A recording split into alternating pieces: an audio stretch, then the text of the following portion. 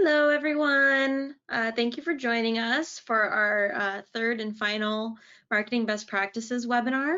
My name is Carrie Baxter Hauk, and I am the Marketing Manager at Early Learning Indiana.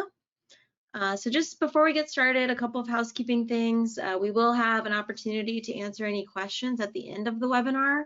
So if you think of those throughout the presentation, you can submit them in the questions box. All participants will be muted throughout the presentation, and we'll share out a video afterwards. So use the question box throughout the presentation if you've got questions. We will go ahead and get started. Today, we're just gonna give a quick refresher on what the guide is and who it's for.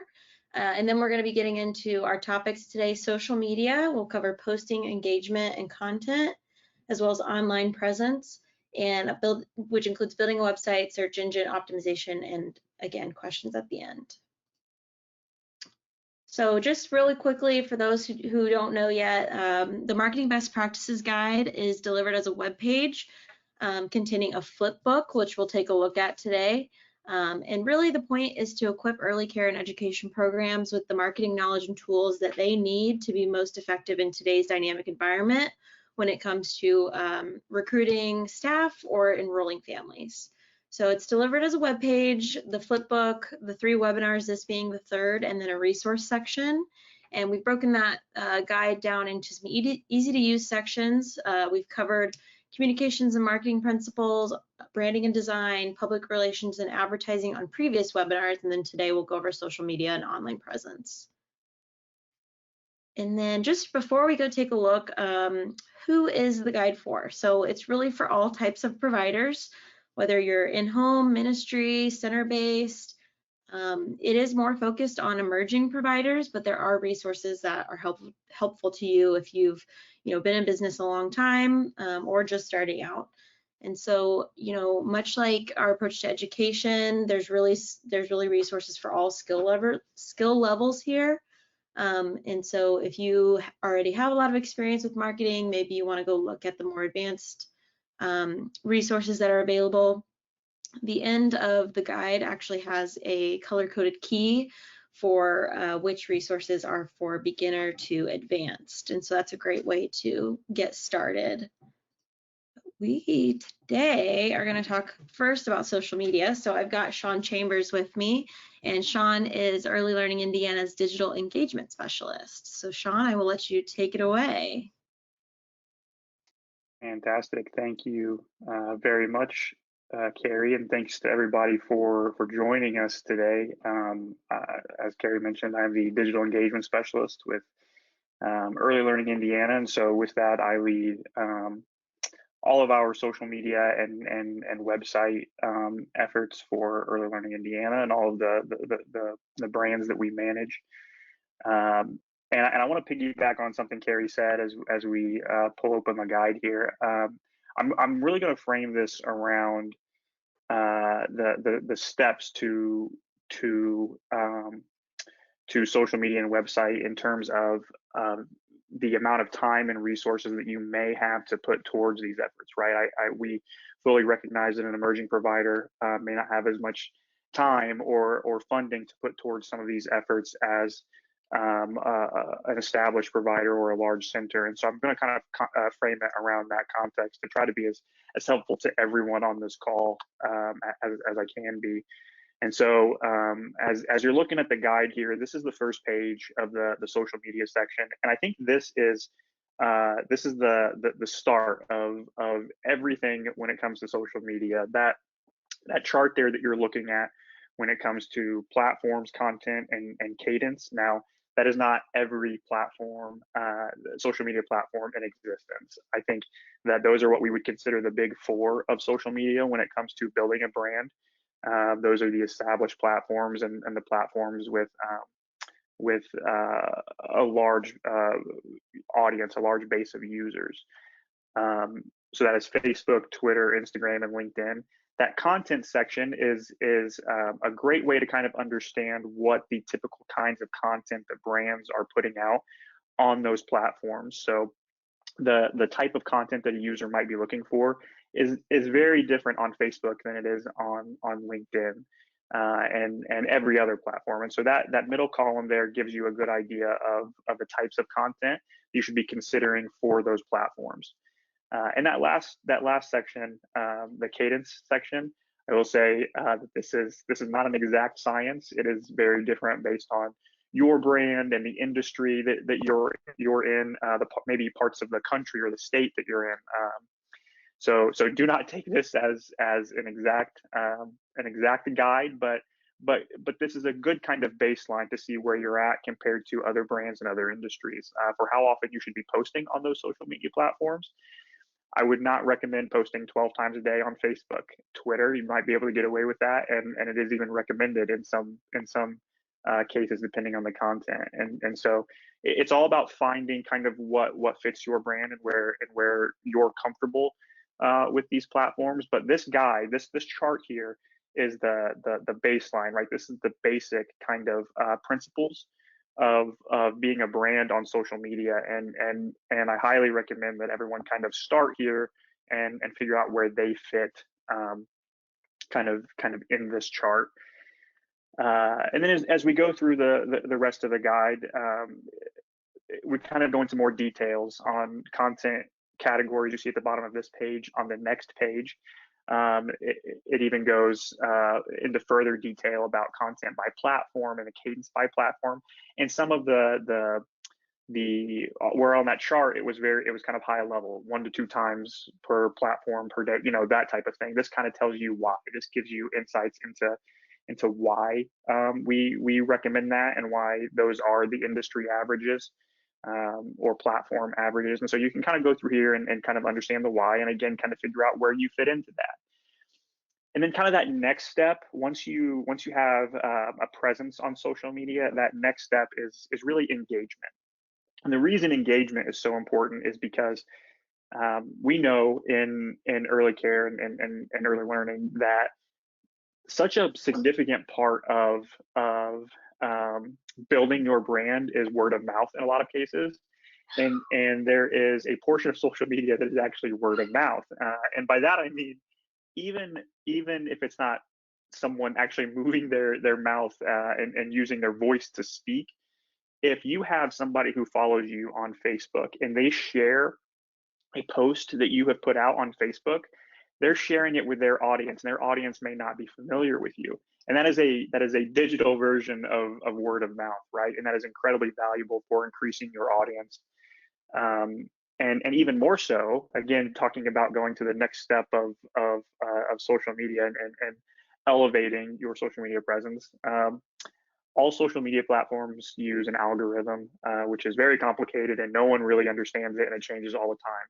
So the algorithm, the specifics of the algorithm don't matter, but the algorithm weights, it really likes engagement, right? So anytime you have somebody like your post, anytime you have somebody comment on your post, and this is across all platforms, Instagram, LinkedIn, Facebook, Twitter, it likes that, and it rewards you whenever you have those engagements. And going even a step further, it rewards you when you as a brand engage with others. If you have an enrichment program come into your facility and some sort of art project, right? Tag the group that comes in and supports that program, right? Tag the individual. The algorithms love that type of engagement. So the next step, beyond establishing that brand and a regular cadence and content, is engagement. And if you can put time and effort into engagement, both incoming and going out, the algorithm will reward you and your social media audience will grow. So with that being said, there are some things that can make your life easier on social media if you have the time or in some cases the funds. For example, you see here on the left page, there's all kinds of engagement metrics and what they mean and how to measure them. But we can simplify this.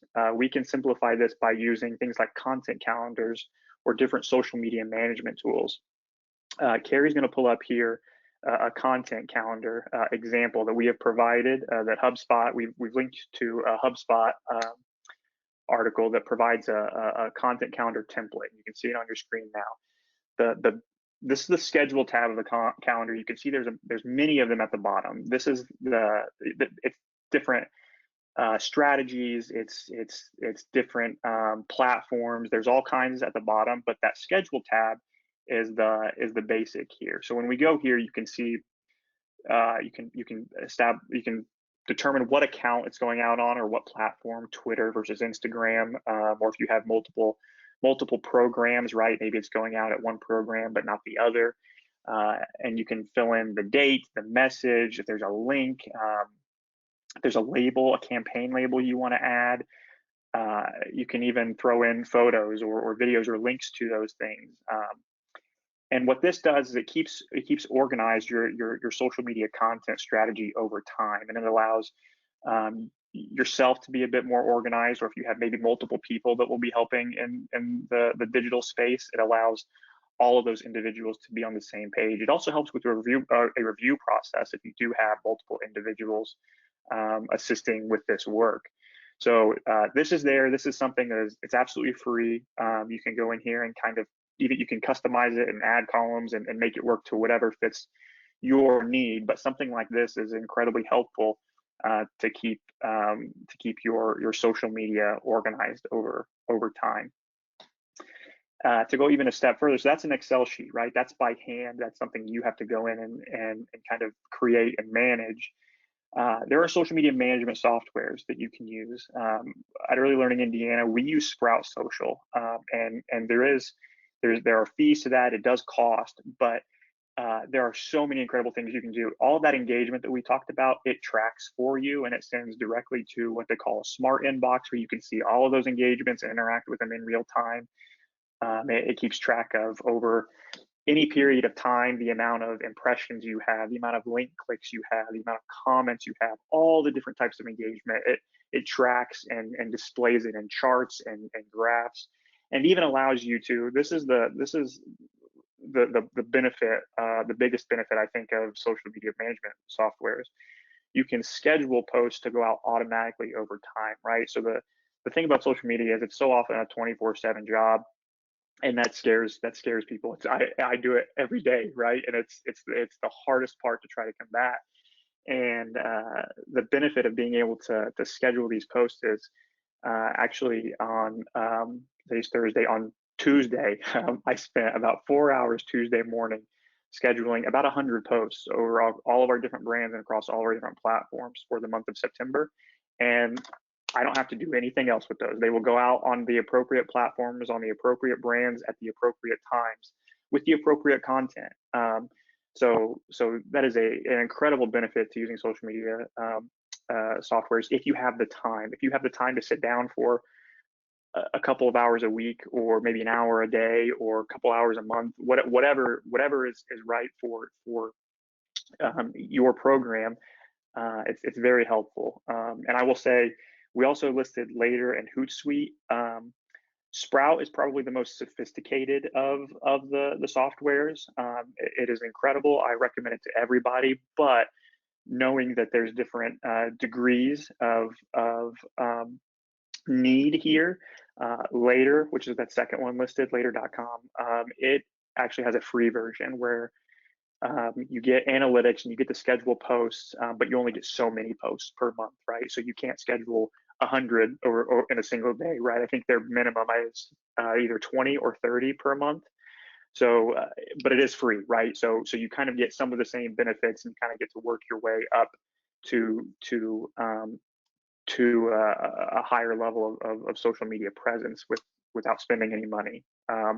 So I do recommend taking a look at those and figuring out if there is a fit for you between those three, Sprout, Later, and Hootsuite. Sean, So, I was going go to ahead. say, I think that is really useful, especially because, if you're just starting out, and 30 posts a month is like a great start. That's like a one a day at least. That doesn't mean you can't go and like that day take a picture of something that's happening in the classroom and post it. It's just meaning that you've already covered your basics by scheduling some in advance. So I think that's really, really useful for new people.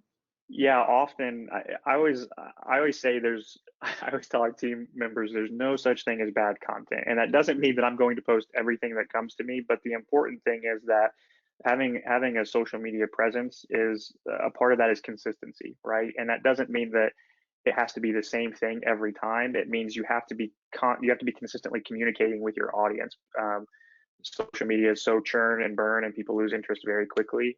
And you want to make sure that you are talking to them as much as you can, and you do have their engagement as often as you can. And so, a tool like this, yes, it absolutely allows you to um, to have the flexibility to do what you need, right? If I don't have to worry about if I'm going to post 30 times this month, but I have to do it in real time, I've got to find a picture and then I got to figure out what I want to say. And then I've got to find, oh, well, I got to be in this classroom and I've got this meeting and when am I going to post it, right? And all of a sudden it's 8:30 at night and I didn't post anything today. And you don't have to worry about those things.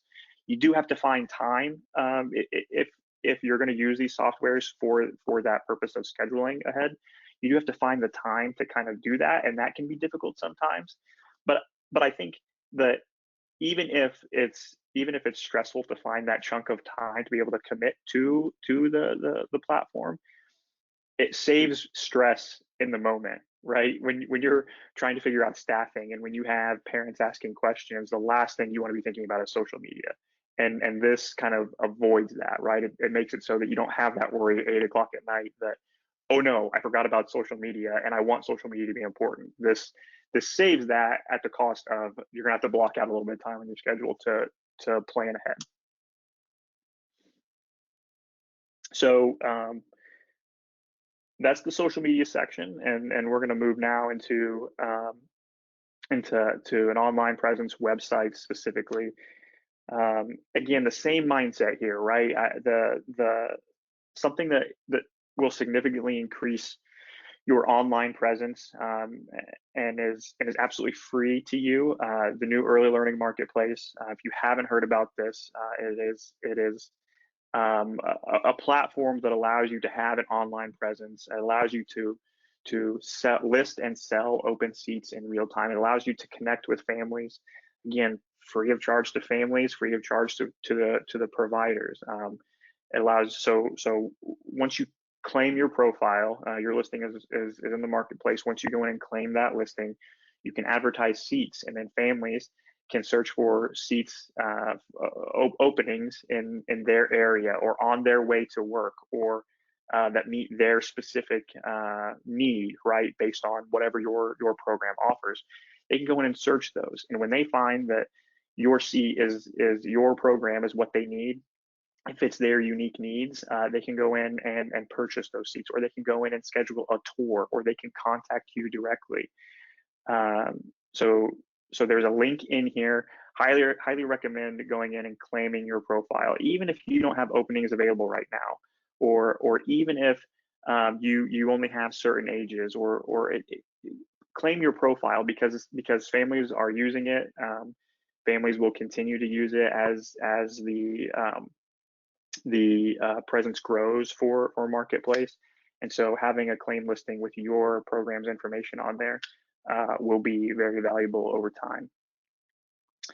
Beyond that, websites, very similar kind of situation as social media. Websites are great. They're very important. We know that families, when they are looking for care, will go to Google and they will type in childcare programs near me and you hope that your website pops up.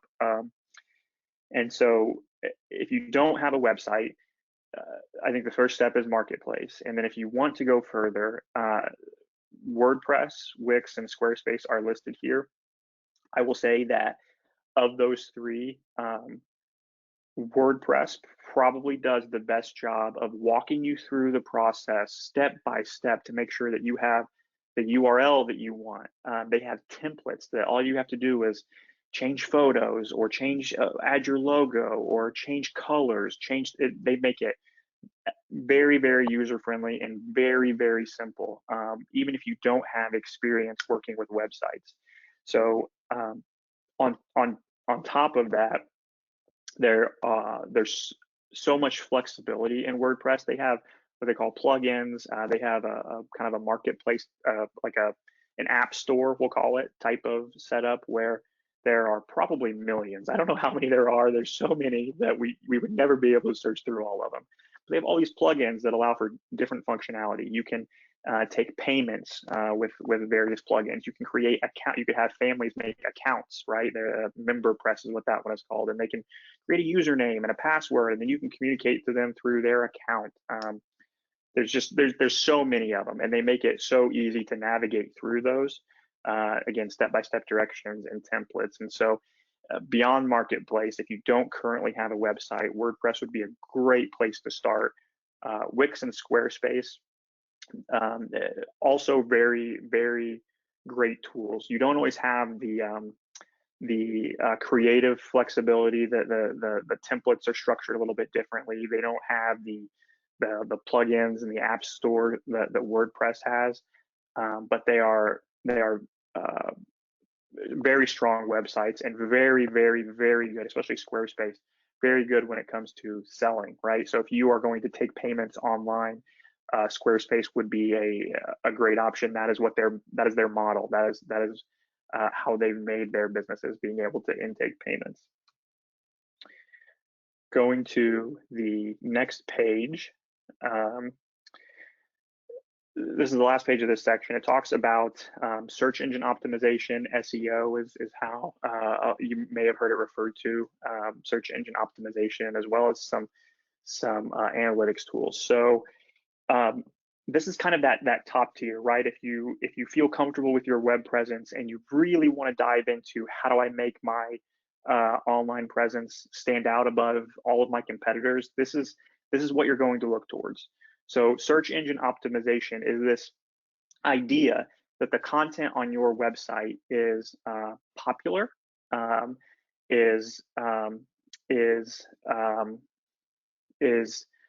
what's the word here? It's credible, right? It's important for your brand and for those that are looking for your brand or your services. So, for example, we like to. This is an example that we've actually worked through lately in our early learning Indiana work. So we know that the work that many of us do on this call, all of us on this call, we know that it's early learning, it's early education. It's so much more than what many people would consider daycare, right? And we want to uphold that work. We want to shine a light on the fact that this is learning, it is education. There is incredible work happening in all of our programs. But we also know that a parent, a guardian, a family member who's looking for early care opportunities is probably searching daycare, is probably searching childcare. And so one of the things that we discussed is, well, we don't want to call the work childcare. We don't want to call the work daycare. It's more than that. We want to make that clear. But we lose search engine optimization if we don't use those terms, right? So what we did is we went onto our websites and we rephrased everything in a context that was what we offer is more than daycare. What these providers offer is more than daycare, because when you have that word daycare, search engines like it. It's going to show up whenever someone searches daycare. And when we see the analytics from Google Analytics and Google Trends that are also mentioned here, it says that the search term daycare is way, way, way, way more prevalent than early learning, right? And so it can be a little tricky to navigate that, and that's why I say it's kind of that top tier. It's how, what are my customers? What are the families in my community? What are they looking for? Do we have a significant population where English is not the first language? Can we cater to that group on our website? Do we have a large employer, right, where we can reference that in some way? We can build off of their presence in our community. And so again, very, very complicated, but search engine optimization is this idea that the content on your website is popular in search engines, that people are searching for it, and it can pull those words to display when someone searches that relevant content. And to measure that, I mentioned it a second ago, to measure your search engine optimization, to measure your website performance, you can use things like Google Analytics. So that is something where once you have a website in WordPress or Wix or Squarespace, you can create a Google Analytics account for free, which is in the G Suite. So just like you'd have a Gmail, you can create a Google Analytics account, and it'll give you a little code, right? And you can go into your WordPress or your Wix or Squarespace, and you can add that code. And all of a sudden, anytime somebody visits your website, you'll have a counter, right? And it'll show one visit to your website on Google Analytics. And then you can say, how many have I had over the past week? And it'll say, we had 800 over the past week or the month or whatever it is. You can see what they clicked on. You can see how long they were on your website. You can see where they came from. Did they come from a Google search? Did they have a direct link somehow? Did they come from Facebook? So that's what you use to kind of inform that search engine optimization, the efforts that you're making to try to make sure that your website is relevant to the families in your areas and the potential customers in your community. So again, that is the kind of top tier, right? Once you kind of get through marketplace, or once you get through building a website, you can kind of, if you have time, if you have the ability to commit, you can kind of focus on, we built the website, is the content right? Do the users enjoy it? Are they staying on our page? Are they clicking on the links? Are they visiting multiple pages per session? And that's kind of how you determine, how your online presence is going. Is it working? Do we need to do something different? Do we need to make some changes? So that's websites, that's online presence, social media and online presence. There's a lot there. Again, in the back of this guide, there's all of those links that you saw here. There's kind of a quick guide for some of this content and some of these tools. You can see kind of that again, first tier, second tier, third tier is kind of labeled in there, so you can figure out where you think you should start based on your resources and where you're at with your web presence and social media presence. Happy to take any questions. Yeah, absolutely. And thanks to everybody again being on the call. Happy to take any questions. Happy to chat any more about any of these topics.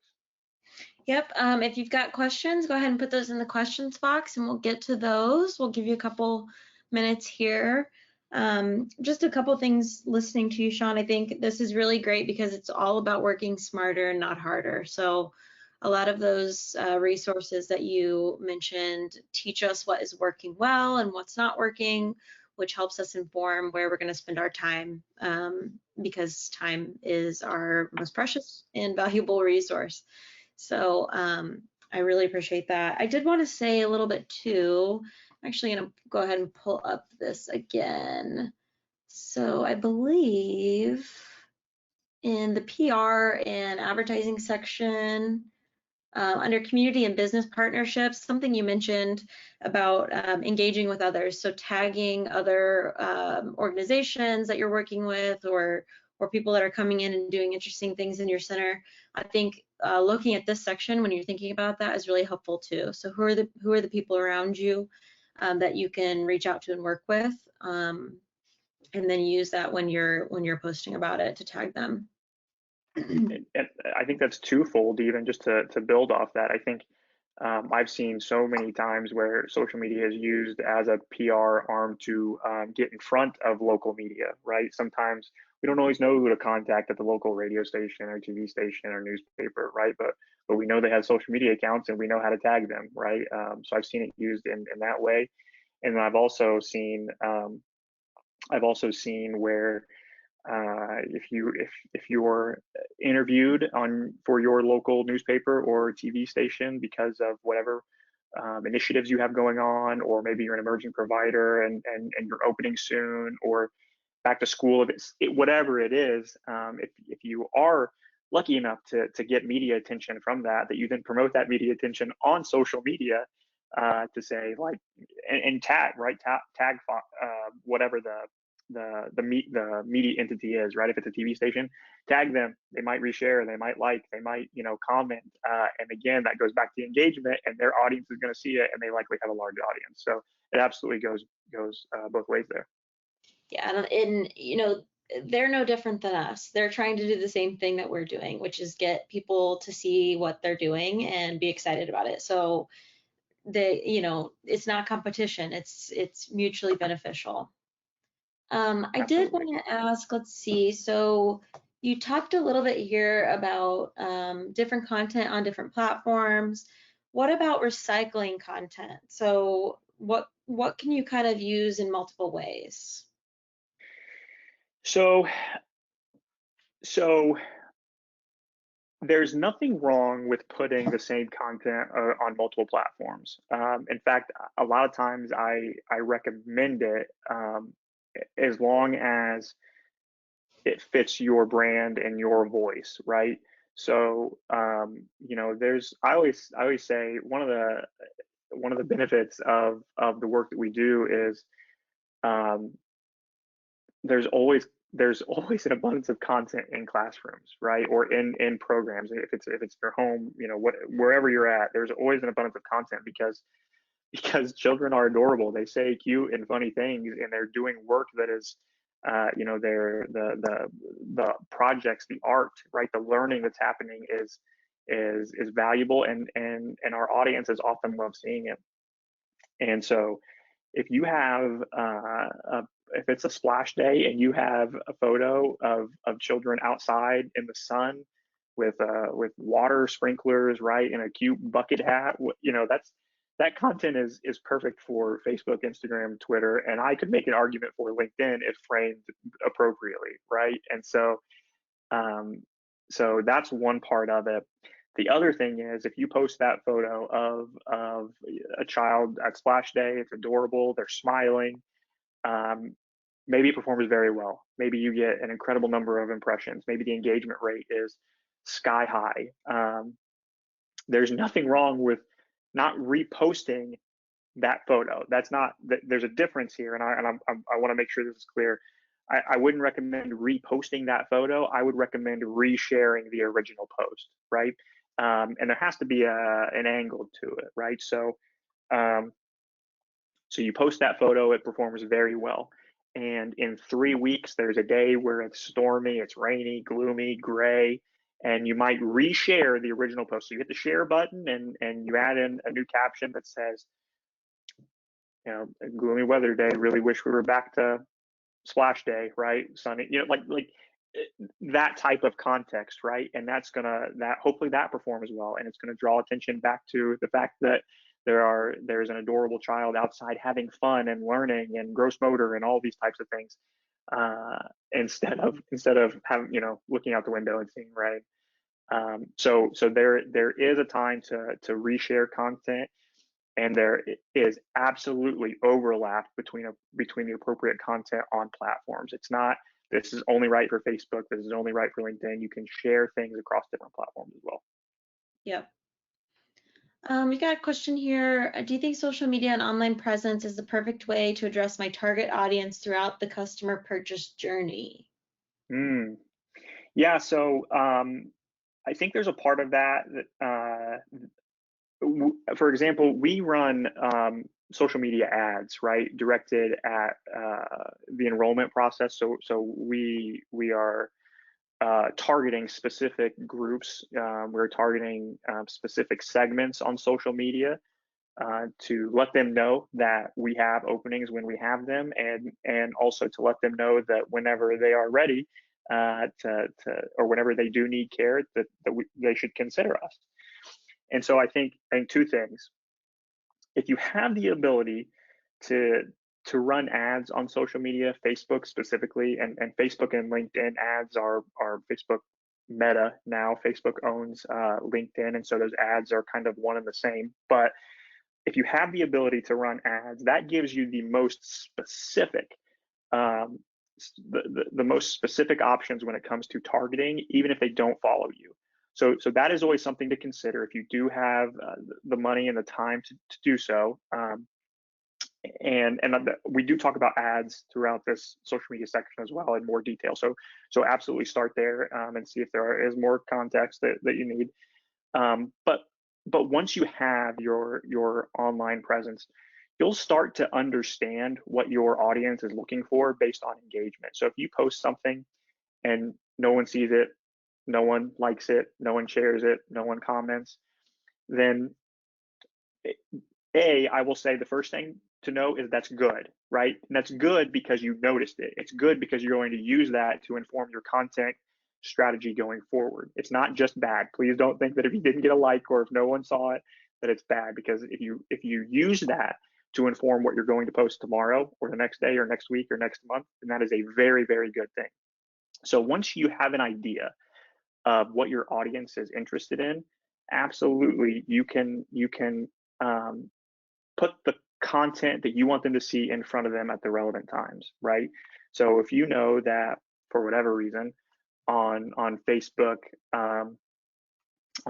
maybe the meal, your nutrition plan, right? If you have a meal calendar, maybe it just doesn't. You put it out on social media because you want people to know, and it doesn't perform very well, right?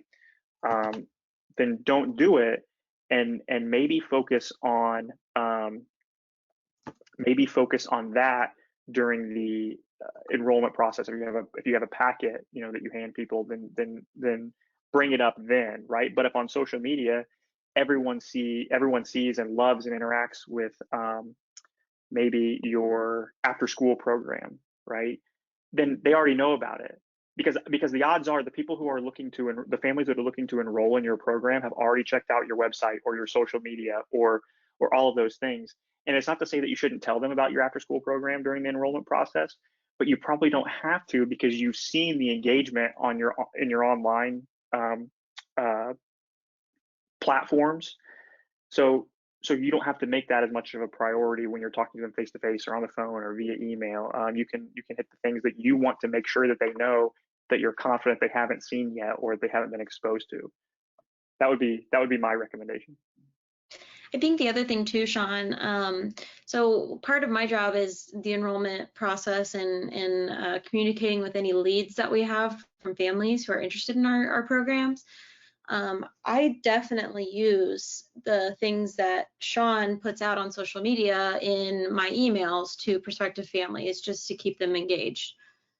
So today, for example, we did a family forum, which is a new series that we started, where we go over different topics that we know our families are interested in learning about, due to the surveys that we do with them. So what I'll probably do is take that video, even though it was the intended audience was our current families, those are the people who joined the webinar, I will probably share that in an email with prospective families, just to give them an idea of, like, this is the kind of thing we do at our program. And it's a great way to kind of recycle that content. Also, in every single email that we send, we have follow us on social media. We have the 3 buttons that links to our website, to our Facebook, and I believe our Instagram, because those are the top 3 for us. And so those are great ways to put your online presence and your social media accounts into that prospective customer journey. The other thing I wanted to highlight too, something we've had a lot of luck with, Sean, is our teacher highlights. Do you want to talk a little bit about those as it relates to maybe like recruiting new staff? Yeah, absolutely. So one of the things that it took us a little bit to build it, but we in our centers, we have, give or take, between 200 and 250 classroom team members, right? And as a member of the marketing communications team, I'm not in a center every day, but I know that the work that those individuals are doing, and many of the individuals on this call are doing, is incredibly important. And to highlight that, one of the things we started doing is giving those individuals that are in the classroom every day a voice on our social media and on our website. And so we have we do an interview, a Q&A with these individuals. We do one a week on our social media, that is a lot. For us, we have between 200 and 250, right? So that's a lot of years of content if we do one a week. But we do one a week, and it's Q&A style, and it's things like, what was the last moment that made you remember why you love working with children, or why you love working in this industry? It's tell us what you do in your free time. It's what's your educational background, right? What degrees do you have? What university did you go to? Tell us about you, right? That's what we want. We want to promote not just the work that they're doing in the classroom, but who these individuals are. They're incredible people. They have lives just like everyone else, right? They're not just teachers in a classroom, and we want to promote the incredible things that they're doing outside of the classroom as well. And so we do one of those a week. And again, it took us a little while to kind of build it up, but now about a year and a half later, I think at last count, we have done like 86 or something over the past couple of years. And it's our best performing content. It's the most engaged content, and more importantly, our biggest audience, the audience that engages with that content the most are those teachers' coworkers, right?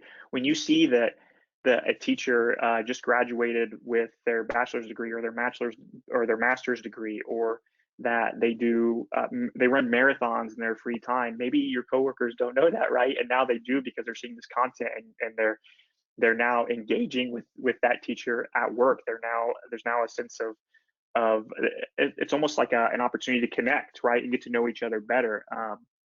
And that group, they love it, right? They love being able to learn about each other. They love being able to connect outside of just, what are you doing in your classroom this week? So incredibly successful, by far our best content over the past 6 months or so as we've grown it, and we look forward to doing more fun stuff with it in the future. Thank you.